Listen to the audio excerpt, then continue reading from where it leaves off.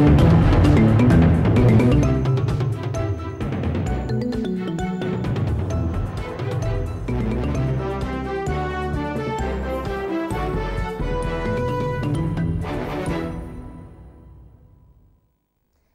de vous joindre à nous pour cette édition d'information. À la une de ce journal. La force européenne EUFOR Congo est désormais opérationnelle. Déployée dans le cadre des élections générales en RD Congo, cette force a pour mission de défendre les intérêts du peuple congolais en cas de force majeure. L'Afrique est très loin de réaliser ses objectifs de développement du millénaire, estime un rapport de l'ONU publié cette semaine. Puis mondial 2006 de football, c'est parti ce mardi pour les demi-finales. Le pays hôte, l'Allemagne, reçoit l'Italie. L'Afrique du Sud veut ouvrir son économie au marché ouest-africain, notamment à la Guinée-Conakry. Cette décision intervient à la suite d'accords signés lundi à Conakry entre les deux pays. Le président sud-africain en tête d'une importante délégation effectue une visite de travail en Guinée, au Tchad et au Niger. Objectif de la mission, raffermir les liens d'amitié, de solidarité et de coopération avec ces différents pays. Brigitte Kiako. Selon le communiqué conjoint signé par le président sud-africain Thabo Mbeki et son homologue guinéen Lansana Conté, l'Afrique du Sud rend un sincère hommage au peuple guinéen pour sa participation à la décolonisation de l'Afrique, mais surtout à la lutte contre le régime d'apartheid en Afrique du Sud. C'est en Guinée, précisément à Kindia, village situé à près de 138 km de Conakry, que des combattants du Congrès national africain comme Nelson Mandela, Govan Mbeki et Olivier Tambo ont reçu leur formation militaire. Le président Mbeki et sa délégation ont aussitôt visité ce camp de Kindia.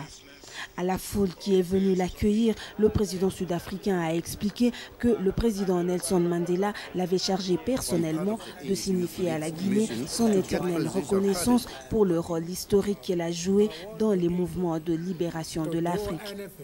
Le président guinéen a pour sa part émis le vœu de voir l'Afrique du Sud participer à la mise en œuvre des projets intégrateurs de la région. Les deux chefs d'État ont instruit leurs ministres respectifs d'élaborer un programme pour la mise en route de ces projets. Le Sud-Soudan va abriter des négociations de paix entre Kampala et la LRA, prévues pour la semaine prochaine. Il s'agit de trouver une solution durable à une guerre qui ronge le nord de l'Ouganda depuis déjà 19 ans. Moïse Kaongo nous en parle. L'agenda des négociations entre Kampala et la LRA sera fixé au cours d'un sommet prévu la semaine prochaine à Djouba, au Sud-Soudan. Le gouvernement ougandais et la LRA seront représentés à ces pourparlers. L'initiative vient du gouvernement autonome du Sud-Soudan. Il se déclare engagé à mettre fin à la guerre entre Kampala et la LRA, vieille de 2 décennies. Environ 2 millions de personnes ont été acculées à quitter leur domicile au nord de l'Ouganda et des milliers d'autres tuées. Le chef rebelle de la LRA, Joseph Kony, avec 4 autres de ses lieutenants, sont recherchés par la Cour criminelle internationale pour crimes de guerre et crimes contre l'humanité. Dans une interview publiée le mois dernier, Joseph Kony avait déclaré ne pas avoir commis d'atrocités durant sa lutte armée. La Cour criminelle internationale a demandé au président ougandais Yoweri Kaguta Museveni de ne pas négocier avec ces hommes recherchés par la justice internationale.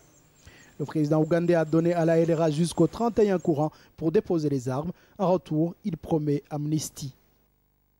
En RD Congo, les forces européennes déployées dans le cadre de l'opération EUFOR vont maintenir leur neutralité.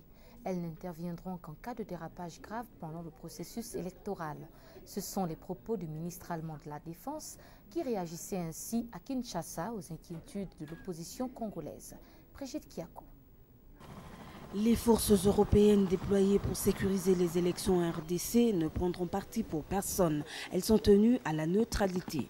Ainsi a déclaré Franz Joseph, ministre allemand à la Défense, lors d'un entretien avec le président de la commission électorale indépendante, l'abbé Malo Malo.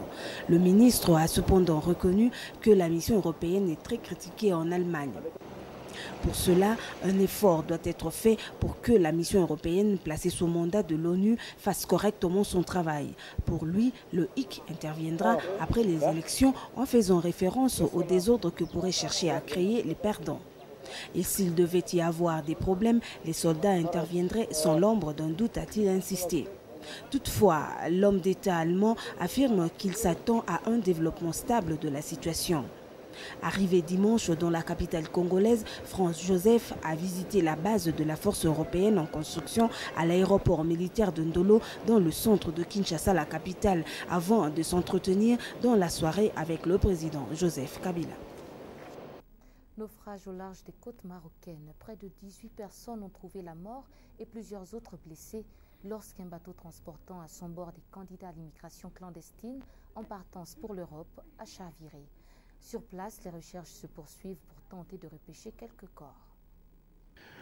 Le nouvel accident intervient tandis que le Maroc s'apprête à abriter un sommet Europe-Afrique sur l'immigration la semaine prochaine.